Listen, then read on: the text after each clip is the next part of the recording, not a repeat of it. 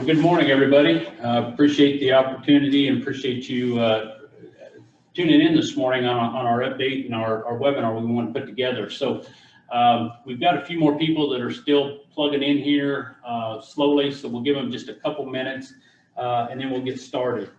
But honestly, I wanted to welcome you. I am Justin Smith. I serve as the Kansas Animal Health Commissioner for the Kansas Department of Ag.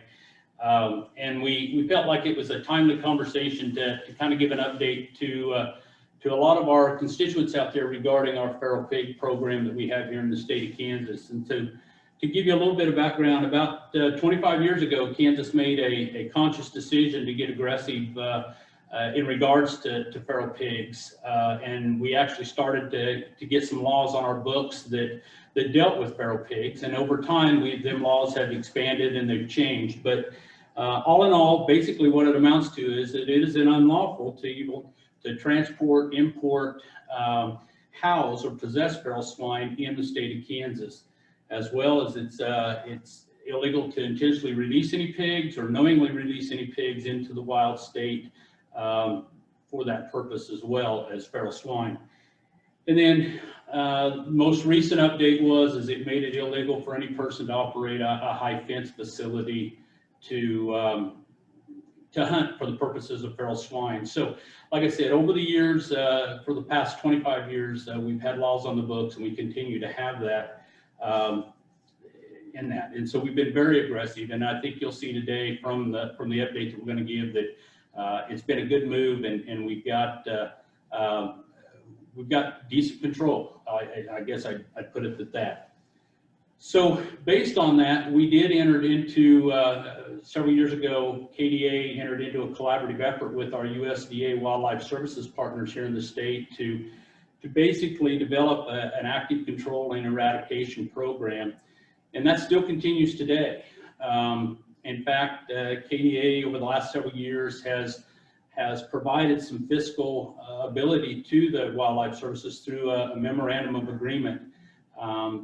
Over the last recent years, including fiscal 2021, we have obligated $175,000 of state general fund money to that program to help them, assist them in providing the services of the control and eradication of the feral pigs. So with that, we are going to, like I said, we are going to provide this webinar, and I'm basically going to turn it over to our USDA partners here just shortly. But a couple housekeeping chores is that I think at the end we'll try to open up some microphones if you have some questions. So if you have a question, raise your hand or throw me a signal there, and we can open up your mic. At the same time, the questions and answers or the chat section is open down there, so please type any questions as you see fit, and we'll address those hopefully towards the end. So with that, I guess I'm pleased to announce, or pleased to introduce our Kansas Wildlife Services partners out there. And like everybody else in this world today, their staff is suffering a little bit under the COVID issues as well, whether it be exposure or issues and that. And so we don't have everybody on board here, but we do have a couple of them here in the office, and then Frank is on virtual as well. So with that, I'm going to introduce Kern Salter. Kern serves as our wildlife biologist here in the state and kind of leads the feral swine project and the feral swine program. Accompanying him is Jason Clough, the district supervisor. And then, like I said, virtually we have Frank Rottinghouse, our wildlife disease biologist here in the state. So without delaying it any longer, I'm going to turn it over to Kern. All right, thanks, Justin. Let's see if we can figure out, Yeah, get the PowerPoint up. I guess he's already down there.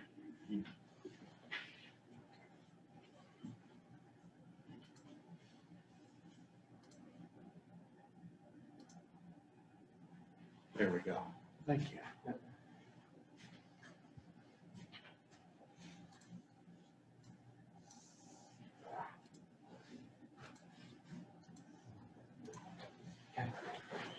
All right. And I'm good to take the mask off. All right, here we go. Well, this is going to be a little unique. We don't have many people here today, but I'll go through the slides and talk about some of the progress we've made here in the state of Kansas against feral swine. Justin already kind of introduced me. Just real briefly, our agency does several different things here in the state of Kansas. We're involved with certain animal damage control projects in the state, like I mentioned, including feral swine. We do some bird and mammal strike mitigation projects at airports. We also do power plant and rail yard bird control. We've got a guy in western Kansas that works with prairie dogs. Frank does all our disease testing and surveillance. We've got a few beaver damage management projects at National Wildlife Refuges. This used to be a big thing that's kind of faded a little bit, but we used to do bird damage management at feedlots and dairies. And finally, we have some guys that do animal damage management at military bases. So those are just kind of some of the things we're involved with in the state. I'm going to specifically talk about our feral swine program here in the state of Kansas. Kansas is unique in versus a lot of other states in that in Kansas, feral pigs fall under Kansas Department of Agriculture, specifically Kansas Animal Health Department jurisdiction. Our agency is, in essence, the contractor for the control work for the state of Kansas.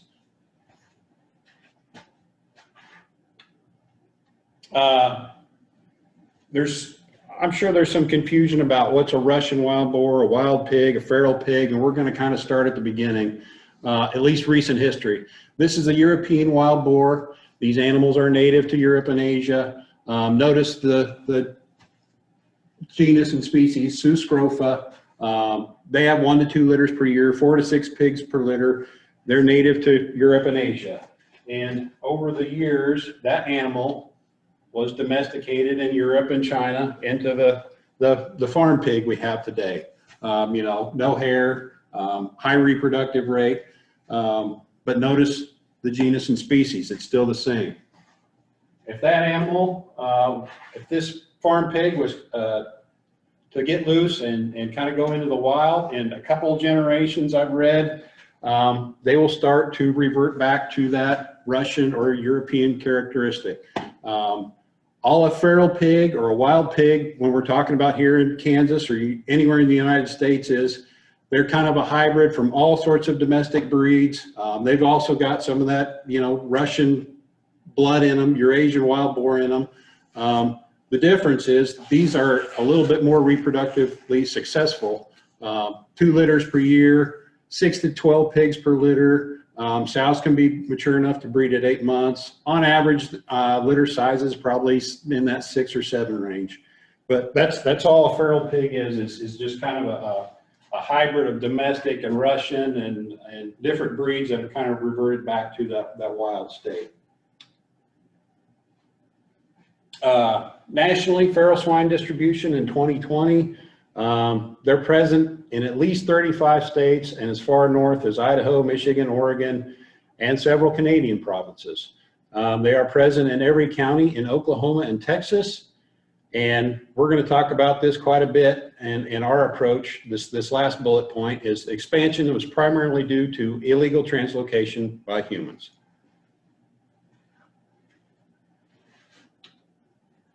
Nationally, it's estimated there are about 6 million free-ranging feral swine in 2020, and a damage estimate at $1.6 billion per year. That's as of 2015 to agriculture in the United States. I think those are probably pretty conservative numbers. This is a quote from a state director just to our neighboring state to the south about damage to Oklahoma agriculture.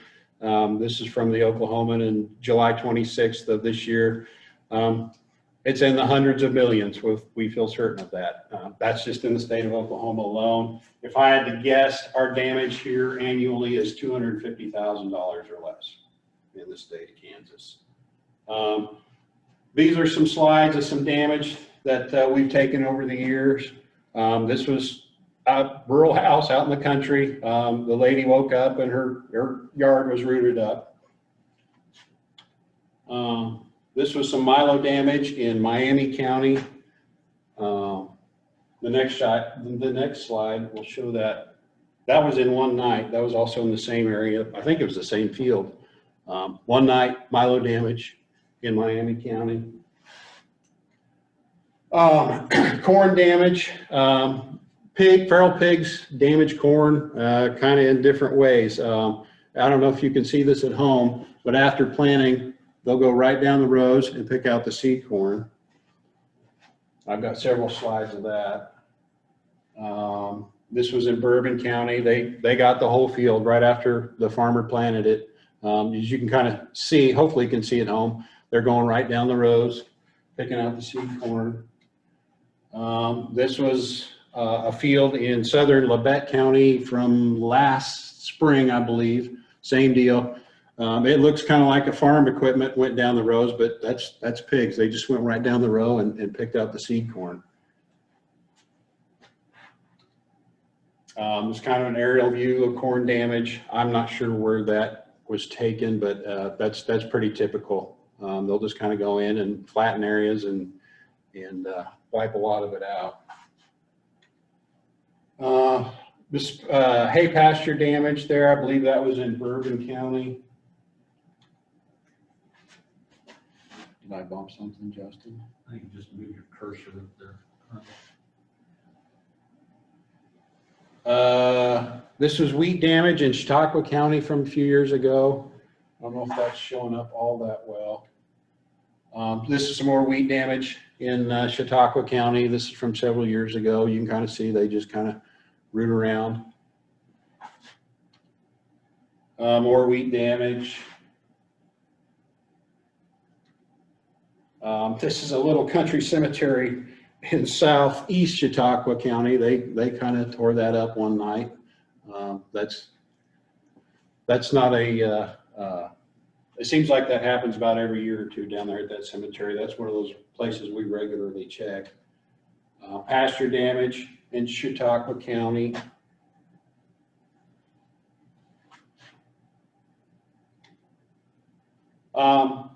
Justin kind of talked briefly about what's been done in Kansas since '95.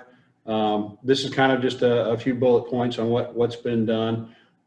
Justin mentioned the first law in 1995. Our actual first control work was done at Fort Riley between 95 and 2000. In 2004, we kind of started working with Oklahoma. They had a potential disease threat at some pig farms down there in southwest Kansas, just right across the state line. We kind of worked with them and removed some pigs. In May of 2005, we started having interagency meetings discussing feral swine issues in Kansas. September 2005, we started surveying and documenting where we had or thought we had feral pig populations in the state. And 2005 till today, we're doing active control work, and I'm really proud of the work we've done. We've actually eradicated 12 distinct populations of feral swine in the state and kind of developed that Kansas model. And I'll talk about a little bit about that here later, where we're kind of combining active aggressive control work with heavily discouraging, outlawing sport hunting of feral pigs, and it's working. We'll talk about this multiple times. The biggest factor driving the importation and spread of current pig populations is sport hunting. Pigs are being released for hunting interests. Current populations are being hunted with little success and may spread to new areas due to hunting pressure. So we kind of took a unique approach here in the state. This was before I really got on and got rolling, but eliminate sport hunting for pigs in Kansas? Absolutely. You want to take away that incentive to release new populations for hunting and eliminate accidental releases from hunting preserves. You want to slow the spread of current populations or scattering of pigs by hunters. Sport hunting has never been shown as an adequate population control method for feral swine. You can't look at a feral pig the same way you would look at a deer or an elk, and using hunting as a control method. Feral swine are just too reproductively successful to think that way. And it makes control efforts a little bit more likely to be successful if we don't have people shooting at pigs we're trying to trap. Kind of going back to that Kansas model, other states with the emerging pig populations are currently taking the same or some similar approach to discourage pig hunting and kind of taking the same approach that we've done here in Kansas for the last 15 years. The law, just real briefly, Justin kind of touched on it. I'll go over it again. No person shall import, transport, or possess live feral swine in the state. No person shall intentionally or knowingly release any hog, boar, pig, or swine to live in a wild or feral state upon public or private land. No person shall engage in, sponsor, instigate, or profit from the release, killing, wounding, or attempted killing or wounding of feral swine for the purpose of sport, pleasure, amusement, or production of a trophy. The law is a little bit different in that if you are a landowner, I'll just kind of touch on this and give you the straight condensed version. If you're a landowner or landowner agent, if you're leasing or farming somebody else's ground, you have every right to shoot a feral pig. We generally discourage that. Just this, you know, if you see 20 or 30 pigs and you take a shot at one or two, you're not doing yourself or your neighbors any favor. So we try and discourage that with the landowners we work on currently, and they've seen the results of that. This is going back to that sport hunt, discouraging or outlawing sport hunting. This is kind of a perfect example of what happens when you do encourage sport hunting. This is the state of Tennessee. This is a time-lapse view of their hog wild pig expansion. The following is 50 years of no hunting, statewide hog regulations. Hog hunting in the 50s and 60s, they actually had two areas. They're in eastern Tennessee where you could pig hunt. You had to buy a permit the same way you would buy a deer or a turkey tag. So it was permitted in those areas only. Over time, those populations grew and expanded. Like I mentioned before, sport hunting is really not an effective control method for feral swine. So those two areas expanded. And in 1999, the state of Tennessee authorized a statewide year-round, no-limit, wide-open hog hunting season. And in just 10 years of that, you can kind of see they got dumped all over the place. So just going back to that, discouraging sport hunting of feral swine.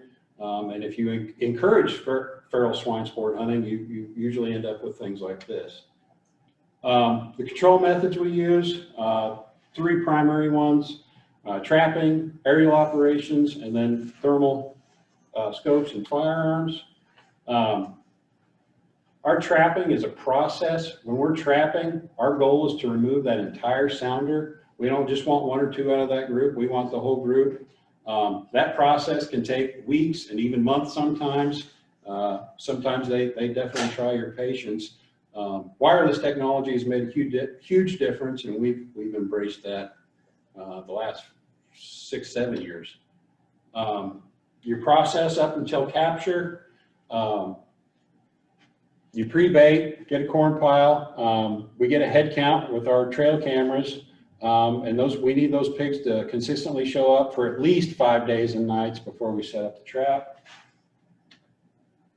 We use several trap styles. One primarily that we use now is the drop corral trap. We have used the drop gates, and the advantage of all of those is they have the wireless trigger that you can remotely drop the gate or the entire trap off your cell phone. This is a perfect example of why that wireless of the trapper deciding when to drop is key. If this was a mechanical trip like a root stick or anything like that, I knew there was about 20 pigs in this group. If you notice the timestamp, it's 7:52 in the evening. We've got 5 or 6 coming in.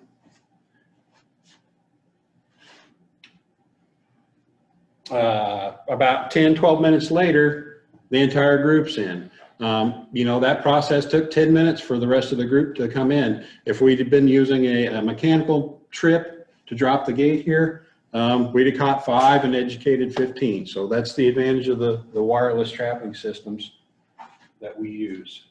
We were one of a handful of agencies chosen to field trial this new drop corral trap from the Noble Foundation, and you can kind of see what that trap is. The entire outer ring kind of spins and drops down, all wireless again. It's a live video feed. The advantages of that drop corral trap is, once again, you can remove the whole sounder. That's our goal. There's very little, if any, training time. They don't have a certain gate to go through. They can enter that trap at any angle. No gates or doors to go through. Very little setup time. 2 guys that have done it before can set it up in 20, 25 minutes, and there's no post pounding. Let's see if I can get this to play. This is a video of one of the first traps and how it works. You can notice pigs are pretty comfortable. The whole trap kind of spins and drops down, and they're caught. One thing, if you notice that, like I mentioned before, we try and get a head count on everybody before we drop. If you noticed at the beginning of that video, there was just a pile of pigs in there, and it was really kind of hard to tell how many pigs were in there and if they were all in there. So actually one of our cooperators, several of our cooperators worked with us, and we installed a camera mast to get that camera up high so we can get a better head count on everybody and see that they're all in and make sure nobody's kind of hanging up on the outside. And here's a video. This is what our guys are seeing on their phones when they're trapping. This is what we're actually looking at when we're trapping. This is, I don't remember where this was. I think this is Chautauqua County. I'm not sure. This is what we're looking at live. It's a live video stream. We hit a button and the trap drops. And like I said, that elevated camera position gives us a better head count on everybody.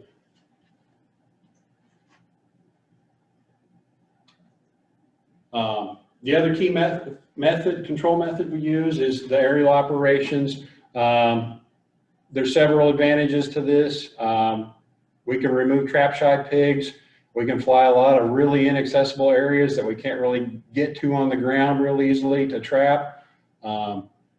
Before we fly, we're putting in a lot of scouting and time and pre-baiting to kind of know where the pigs are at.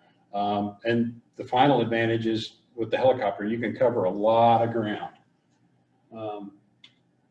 One of the things that we run into, especially in Bourbon and Lynn County, is we have a difficult time sometimes in the heavy cedar cover up there. There could be an orange elephant in there in some of those places, and you'd have a hard time seeing it. The other advantage is we're trying to work those pigs out in the open. As you can see, there's a lot of stuff to, if we found a group down here, there's a lot of distance and cover to try and herd those pigs out in the open. Thermal night vision, we do a lot of that this time of year. We use it on small groups or single boars. Going back to that kind of the gospel that we've been preaching, if a large sounder is spotted, we'll let them walk and go back in the next day, put some bait and trail camera out, and we'll try and trap that whole group. Statewide, since 2006, we've removed right around 10,000. I think it's over that now. In the last 5 years, we've removed almost 1,400 feral swine along the Oklahoma border in southeast Kansas. And just this year alone, I updated those from August. We're at 493 pigs removed since January 1st. We worked with all of our neighboring states, Wildlife Services Program, and state and fish game agencies on those border populations. So we worked with Colorado, Nebraska, believe it or not, Missouri, and obviously Oklahoma. We're currently focusing our efforts in 2 areas. When I started, the established populations, the only one we have left is in Bourbon and Southern Lynn. And there's several reasons and challenges in that area. everywhere else we've worked, we've had almost 100% permission. We have to have permission from the landowner to do feral hog control work. Usually that's not too hard. And in Bourbon and Lynn County, sometimes that's a little difficult. I mentioned that thick, dense cedar cover kind of makes it hard with the aerial operations. And there's a little bit of a hog hunting culture there as well. So we're working there. We've got a guy there.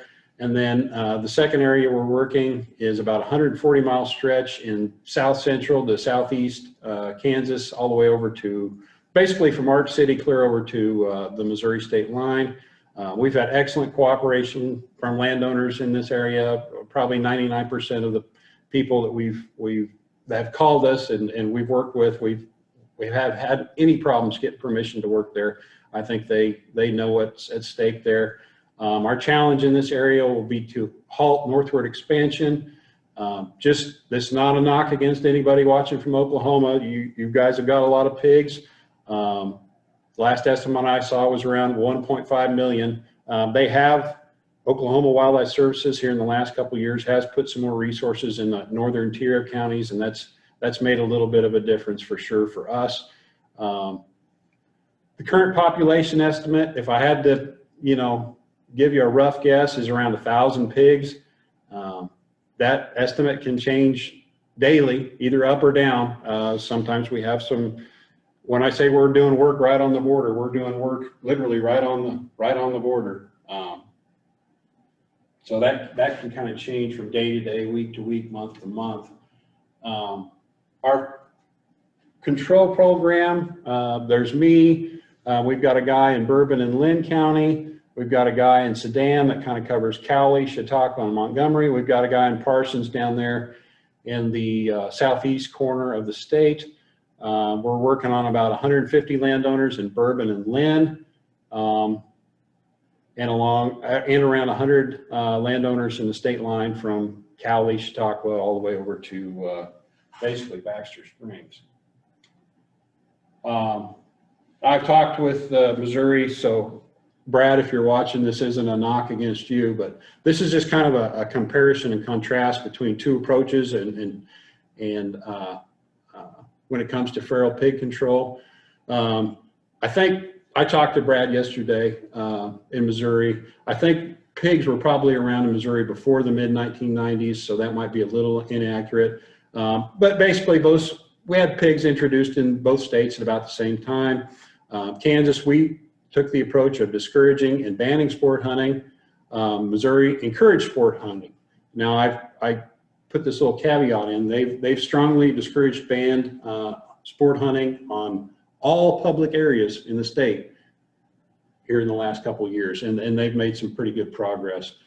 We've eradicated 12 established populations. We've got one I mentioned there in Bourbon and Lynn, and we're kind of in that maintenance mode along the Oklahoma state line. Missouri's got around 30 established populations. Our program will remove anywhere 500-600 pigs annually. And I talked to Brad over in Missouri yesterday, who's their wildlife services, my counterpart in Missouri, basically. They removed 10,000 in 2019, and they're on pace to break that actually in 2020. So our population estimate's around 1,000. Missouri population, and Brad can correct me if he's watching, I'm gonna guess around 40,000 plus. We've got 4 employees working on our program, and they have around 30. Like I mentioned, they've made some pretty good progress there in Missouri. They've kind of backed that sport hunting, encouraging sport hunting, and basically, like I said, on all public areas, and it doesn't matter if it's a state ground, Corps of Engineer, National Forest in Missouri, they're banning sport hunting now, and they've made some pretty good progress. And I think they will in the future as well. They've got a lot of good people over there, both in wildlife services and their state game department. They're doing good work. This is a picture of Kansas. Is kind of a 30,000 foot view level. Areas in green are areas we've eradicated. You can kind of see the 2 areas we're working on here, Bourbon and Lynn, and then down here in the southeast corner. Just generally, we are miles and miles and miles ahead from where we started in 2005. We were pretty fortunate. We got started early. We're aggressive. You know, if we'd have just started doing control work in the last year or two, we'd be behind the curve. There's no doubt. But we were pretty fortunate, had some pretty forward-thinking people working on it, and through a lot of that and hard work, we're in pretty good shape. We're currently kind of in a status quo situation. Like I said, I'll call it a maintenance situation. We've got areas up here that we're not allowed to trap or fly, so unless something changes, that's probably going to be up there in the foreseeable future. And then down here in southeast Kansas along the Oklahoma state line, this red line is kind of deceiving. There's not pigs along that entire stretch. There might be a group here in Ark City. There might be a group in south of Cedarvale. There might be a group, you know, by Elgin, and the next group south down here in Labette County, south of Parsons. So a little deceiving. There's not pigs entirely along that stretch, but we've done work along that entire stretch. So that's just kind of a 30,000-foot view from where we're at in the state, or where we are at in the state. I'm going to let Frank, you there? You chime, Frank? I sure am. Can you guys hear me? Yes. Okay, excellent. I think there's a little bit of a delay, so hopefully that doesn't get to be too much of an obstacle here. If it is, just let me know. But first off, I'd just like to introduce myself. I'm Frank Rottinghouse. I'm the wildlife disease biologist for our wildlife services program here in Kansas, and I serve as an extension of the National Wildlife Disease Program out of Fort Collins, Colorado. Before I start my presentation on feral swine disease surveillance in Kansas, I would like to extend a few thank yous. First off, to Kansas Department of Agriculture for hosting this and inviting us here, and especially to their IT staff for allowing me to have this opportunity to give my presentation. I kind of made this presentation with the assumption that I may not actually be able to do so. But one of the things that we've kind of conquered in this country due to this pandemic is IT support. So thank you guys. So with that, I kind of made this presentation in the anticipation that I wouldn't actually be able to give it myself. So there won't be a lot of flashy pictures, but to be honest, when it comes to disease, pictures really aren't that attractive. So we'll just kind of go through the important information. But speaking of the important information, another thank you that I'd like to extend is just generally to the Wildlife Services Program in Kansas. They contribute a lot to the wildlife disease program in general, but specifically I would like to thank Kern and the rest of the guys, Phil, Ryan, and Hagen, for their contributions to the disease program over the years, as well as to Jay, because Jay is actually my predecessor, and he contributed a lot to all this information. Without those guys' work, a lot of this stuff simply wouldn't be available for you guys to witness. So again, thank you to all their hard work. I know Kern didn't really talk about it a whole lot, but you know, their day can end up being a long one once they've got hogs inside of a trap, and more often than not, it's during inclement weather or you know, a weekend or a holiday, but they still find a way to get all these disease samples collected in a timely fashion and just kind of make it happen year in and year out. So a big thank you to those guys. Let's see here.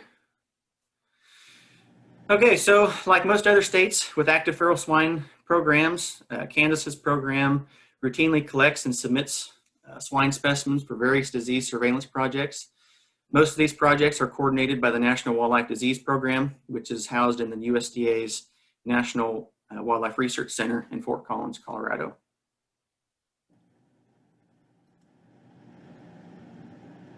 The National Wildlife Disease Program was established in 2003 to help develop nationally coordinated wildlife disease surveillance and emergency response. Most states staff a wildlife disease biologist or have a designated biologist that fills many of the roles. Disease biologists are trained as all hazard first responders for wildlife services. If you were ever a witness to any of the ongoings and back when we had avian influenza, any of those operations, you might have bumped into one of our various wildlife disease biologists that were filling roles on those incidents. All of us aim to integrate with each state's stakeholders, such as yourselves, and resources in order to help support the common goal of protecting American agriculture and human health and safety. The Kansas office staffs one wildlife disease biologist, which is me, who is in place to help fulfill the disease surveillance goals of the National Wildlife Disease Program through acquiring wildlife disease specimens from active wildlife services projects, such as the Feral Swine Project. There's various other projects around the state too. But in addition to the disease program needs, we also coordinate and help cooperate with local stakeholders' efforts to address local disease concerns and research within the state. So our surveillance began back in 2017, and since then, over 1,100 pigs have been sampled. Kern mentioned that we've removed about 10,000, so that puts you at about one out of every 10 hogs are getting sampled for some kind of disease. So what diseases have we been looking for? So feral swine have been known to carry and transmit over 30 diseases and 37 parasites that can be transmitted to either livestock or people, pets, and even other wildlife. Feral swine can carry several diseases that directly affect domestic swine. If a foreign animal disease, such as classical swine fever, African swine fever, or foot and mouth disease were to enter the United States, feral swine could spread the disease to domestic swine or other susceptible animals. And unfortunately, once prevalent in a feral swine population, the disease would be extremely difficult to eradicate. And that's just another good point for why we need a continued presence by our agency staff. Not only you get the benefit of removing hogs, but you also have the benefit of providing a way to get that early detection should a disease get inside those populations. Another concern is the potential for feral swine to reintroduce diseases that have been eradicated in the U.S. livestock. For example, domestic swine are now free of pseudo rabies and swine brucellosis. If a reinfection through feral swine should occur, it would be economically devastating to the pork industry.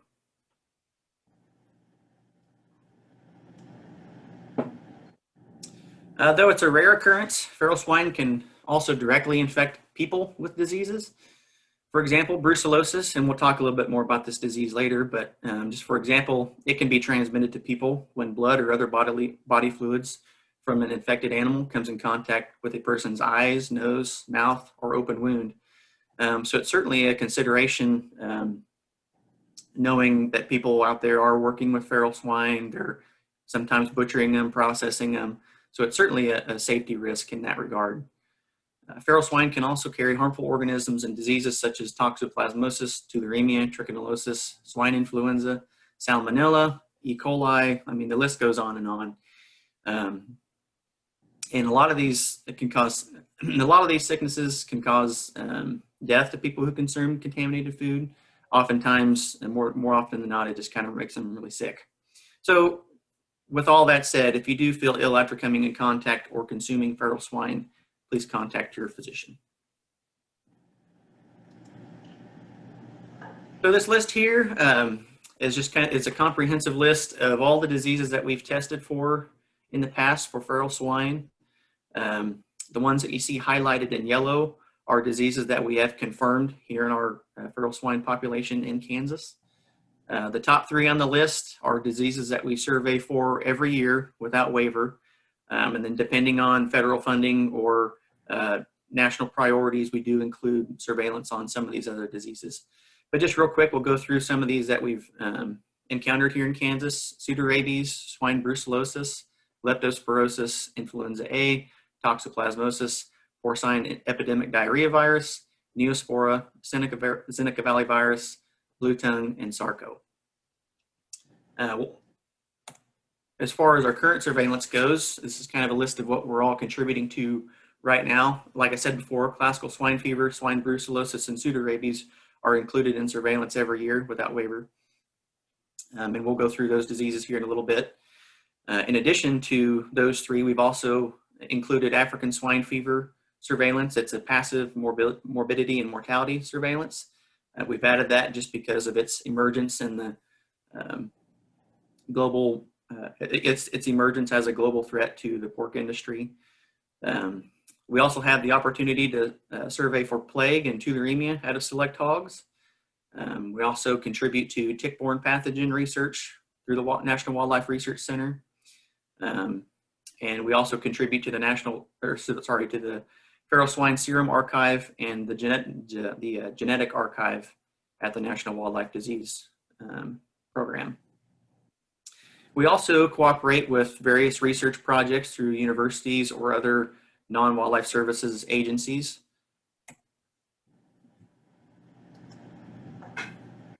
So going down these first three, kind of the big three diseases that we have on our list, classical swine fever.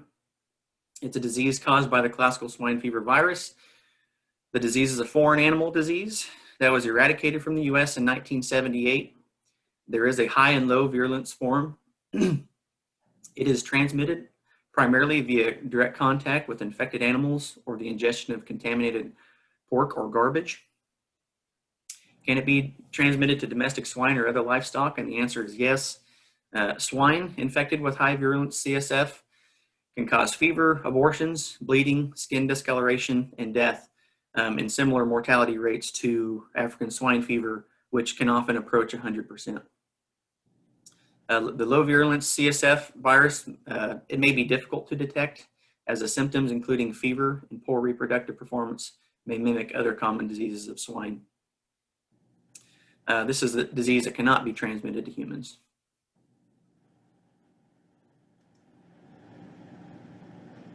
So why is this significant for Kansas? Well, it really is significant just based on the fact that it is a foreign animal disease. It's found in multiple countries around the world, including Central America, South America, parts of the Caribbean, as well as Asia.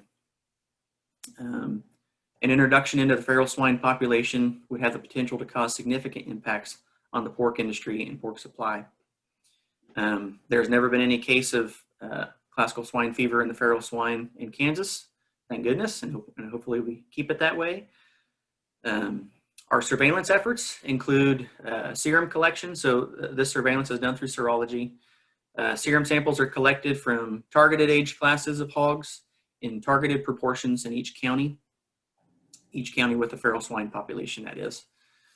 And like I said before, classical swine fever is included every year in our surveillance. The next disease is swine brucellosis. It is a disease in feral swine caused by Brucellosis. In the US, biovars 1 and 3 have been identified in feral swine. Brucellosis transmission occurs primarily through sexual contact, but can also occur through mucosal membranes, damaged skin, or through ingestion of infected tissues. This is a disease that can be transmitted to other swine or livestock. In swine, infection can cause abortion, lameness, hind limb paralysis, inflammation, and abscesses in various tissues or extremities. However, the domestic swine industry is considered brucellosis free, fortunately. And as far as other livestock goes, asymptomatic infection of Brucellosis has been reported in cattle. This is one of those diseases that can be transmitted to humans. Humans can be infected when blood, body fluids, or tissues from an infected animal come in contact with the eyes, nose, mouth, and cuts in the skin, kind of like we discussed before.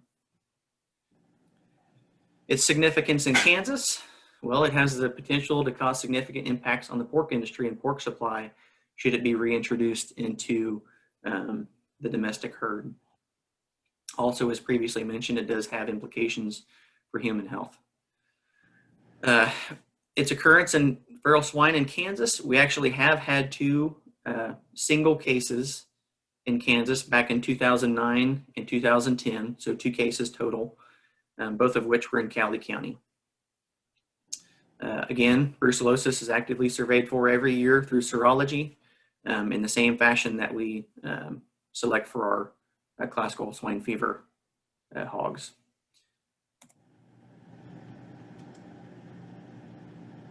The next virus or next disease I want to talk about is pseudorabies virus.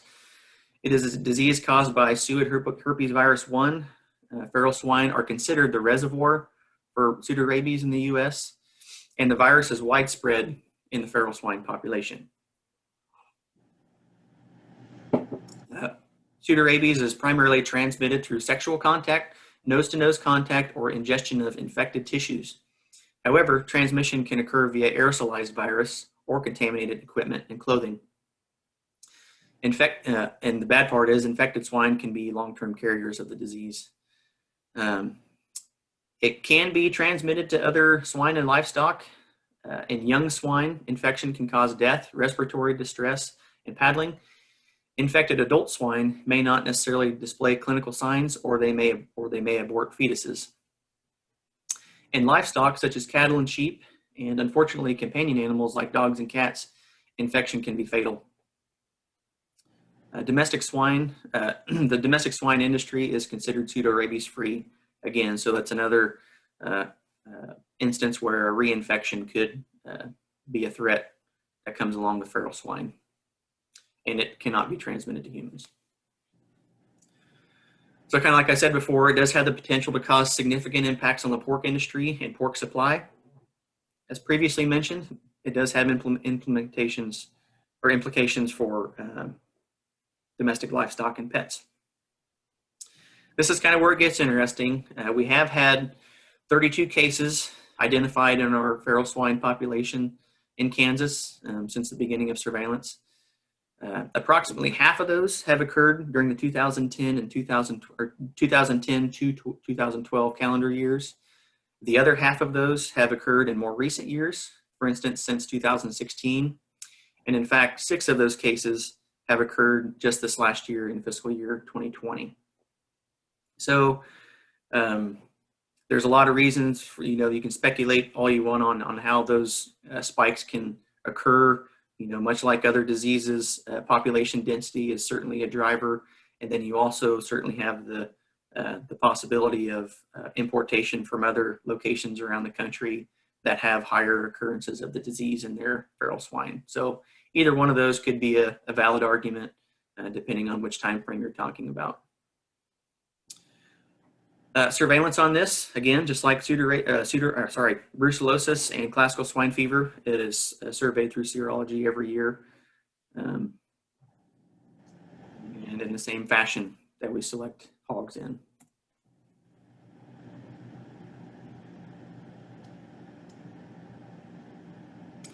Okay, so African swine fever is the next topic I want to talk about. Like I said before, it is an emerging disease in the global pork industry. It's a highly contagious and deadly, at least for swine, viral disease affecting both domestic and wild pigs. It is considered a foreign animal disease and has never occurred in the US. The virus is primarily transmitted via direct contact with infected animals by ticks or ingestion of contaminated garbage. It can be transmitted to other swine. Infection can cause fever, abortion, bleeding, skin discoloration, and death. Again, we're talking about very high mortality rates, often approaching 100%. It is not known to cause disease in animals other than swine.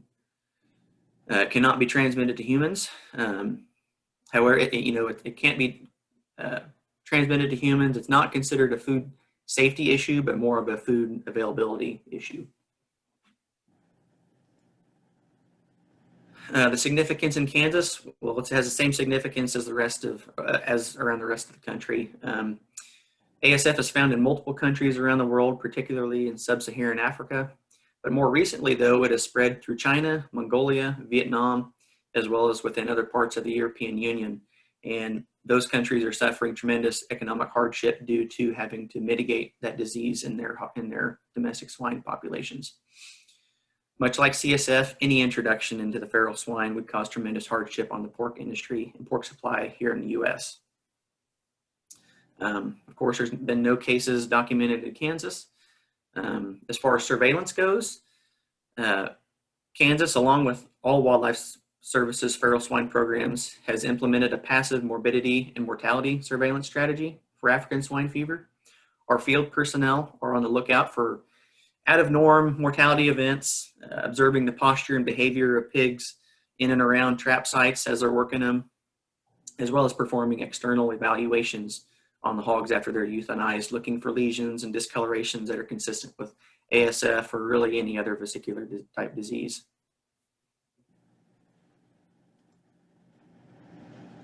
These next few slides are just going to be flyers that the USDA has recently put out to stakeholders and the general public with hopes to educate everyone on the dangers of African swine fever, the implications that it may have, where it can come from, as well as the importance of reporting feral swine and acknowledging that they are a potential factor in the spread of this disease.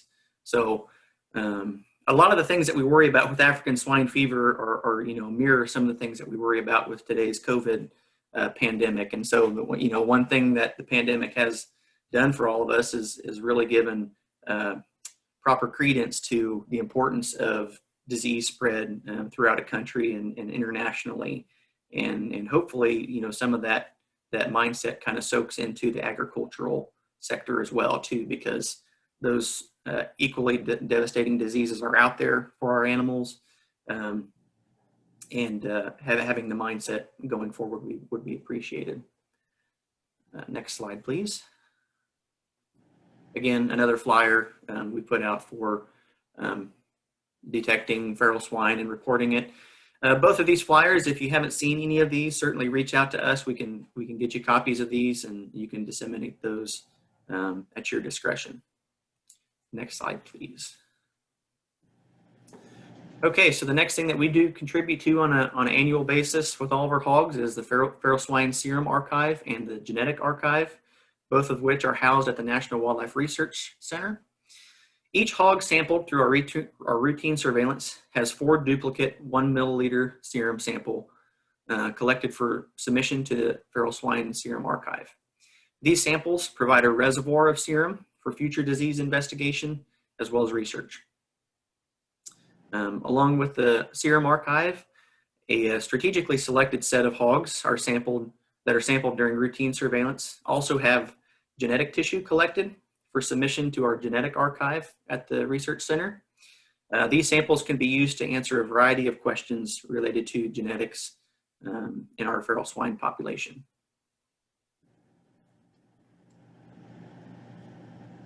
In the past, we've also helped facilitate cooperation with other research.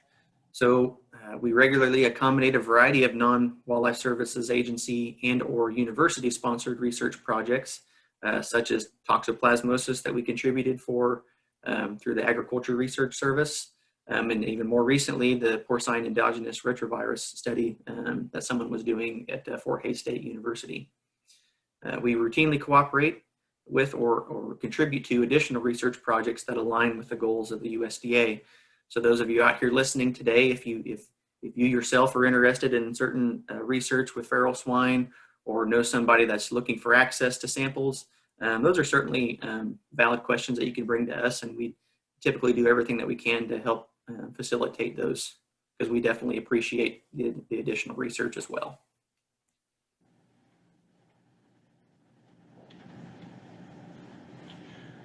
Okay. So that's all I've got, guys. I'll turn it over to Jay here, but certainly welcome any questions here at the end.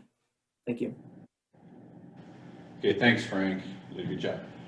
I'll take a brief moment here to go through our budget that it takes to control feral swine in the state of Kansas. Real quick, my name is Jason Cloft. I'm the district supervisor for field operations here in Kansas.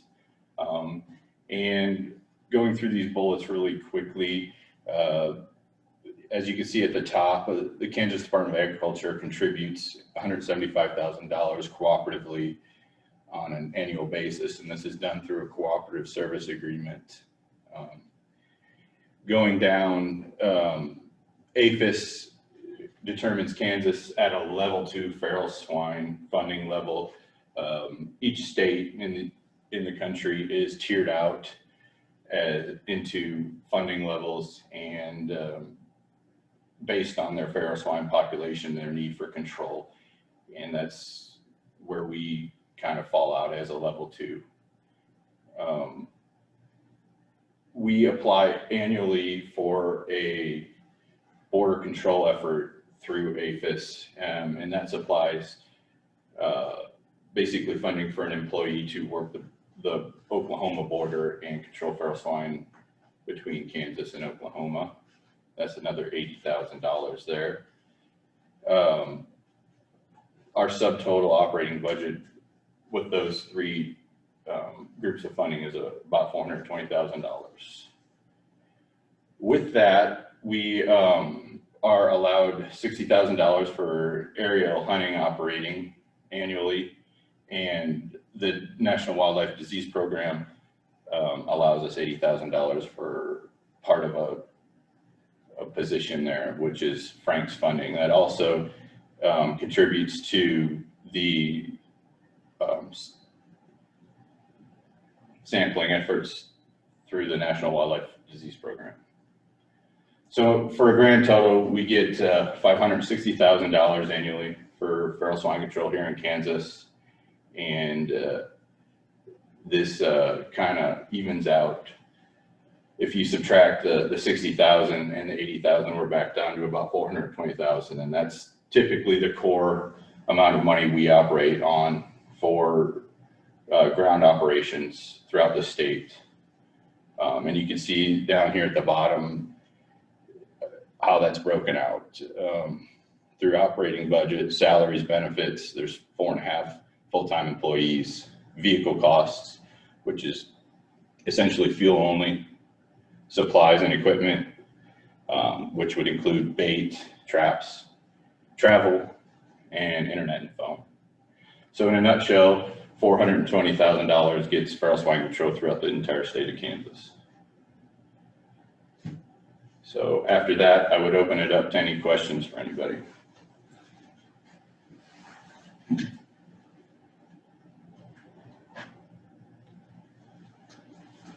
Okay. Well, thank you guys very much. Appreciate the information. As Jason mentioned, we're ready for questions. If you can give us an indication that you have a question, we'll recognize that and we'll open that up. If not, please feel free to put some questions in the question and answer box or the chat box. So we do have a copy of somebody asking if there will be a copy of the presentation. So we are recording the presentation and it will be published on our website, as well as we can work out and see how we can get it to some of you folks that may want it otherwise, but it will be published on our website as well.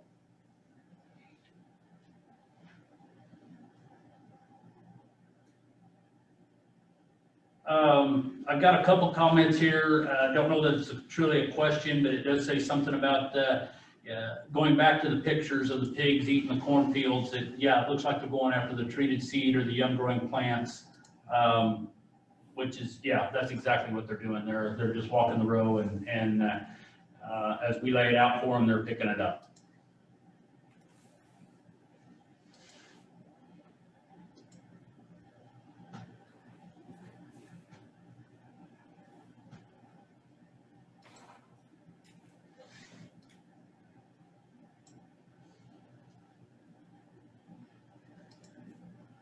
I'm not seeing anybody that's actually got a question.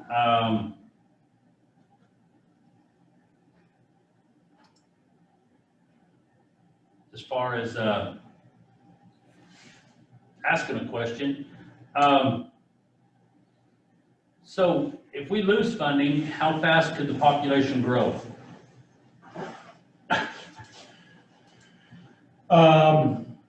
We're taking between 500 and 700 pigs a year.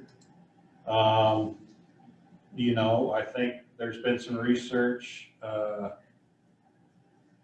don't remember how many years it would take for those that one population to double, but I mean, thousands in a couple of years. Okay. Just if we did nothing alone. So it's kind of one of those deals. We've got. We're way ahead, and I hate to take our foot off of them now. We're in that maintenance mode, and I don't see that changing anytime soon. I think we'll be in that for the foreseeable future, where we're just kind of in that maintenance mindset, and we'll just kind of have to keep on top of them. I really feel like we're on top of them now. And I'd hate to take our foot off of them now. Certainly. Okay. So, a couple questions. It doesn't look like there's as much need to control pigs at the Kansas-Missouri border like there is for the Kansas-Oklahoma border. Is there a specific reason for that?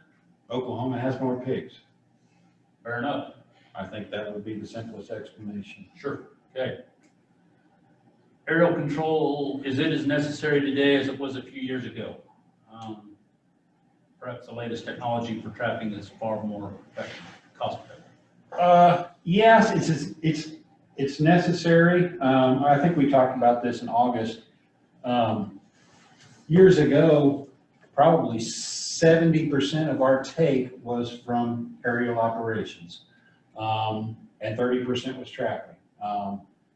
It's probably 60% trapping now with the new trapping technology, but it's still 35, 40% aerial control, aerial operations. That we can just cover so much more ground with that helicopter than we can on the ground. They kind of get that eye in the sky view of what's going on, where we need to focus, that sort of thing. When you're flying along and you see a little hayfield or something out in the middle of the woods that's just rooted up, you know, I mean, that tells you where you need to focus your, either if you can't get with the helicopter, you need to go in there and start baiting and start your trapping process. So. Okay. I do have another comment here, more than a comment. Said, appreciate the hard work that you all doing to protect our natural and agricultural resources.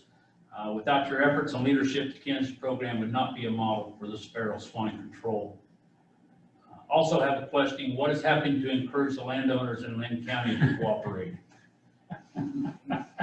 Jay, this is a supervisor question. Yeah, we try to educate the landowners down there as best we can. And unfortunately, we do have to have a cooperative agreement in place to set access on their land. I will say in Lynn County, it seems to be more favorable than it has been in the past. It seems like things are starting to swing in our direction. And there's some positive progress in that arena. Unfortunately, at the same time, there's always going to be landowners in Lynn and Bourbon County that do oppose the program. And like Kern alluded to before, would prefer to have the hogs for recreational use in that area. Okay. If funding is maintained at current levels, will we be able to continue to prevent encroachment of Oklahoma populations? I believe so. Yeah, I believe we can maintain. Yeah. Cool. And Oklahoma's, like I mentioned during the presentation, I mean, Oklahoma's putting a little more effort in on those northern tiers, and we're seeing a difference. So we're still kind of, it's going to be required maintenance for here on out probably. So I don't see that.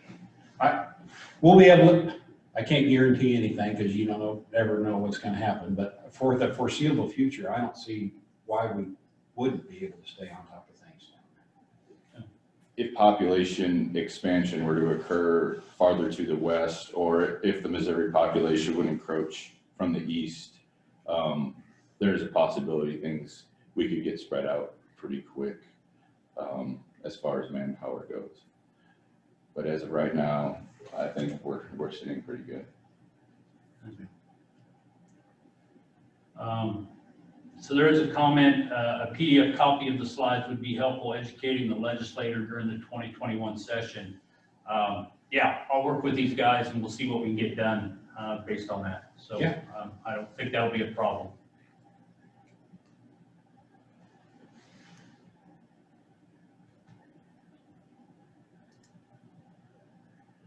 I think that's all I've got so far, and if not, I apologize for missing them.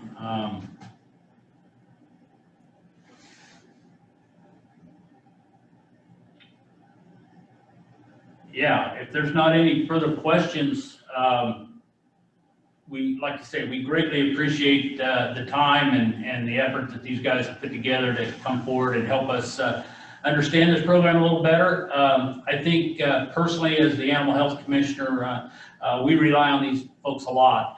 We'll get occasional calls from local sheriffs or local people to say, hey, I got a pig running outside of my backyard. I think it's feral.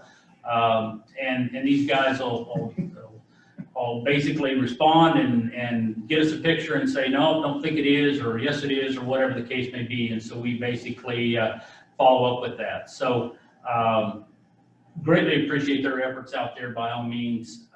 It is a program that I think Kansas should take some great pride in. The fact that Kern mentioned it earlier, but a lot of the emergent states, and I've talked to several animal health officials in other states, those states that are emerging with a feral pig program that hasn't really got established yet are looking at Kansas and how it's been effective. And so there's a lot of folks out there that are looking at that same mindset. So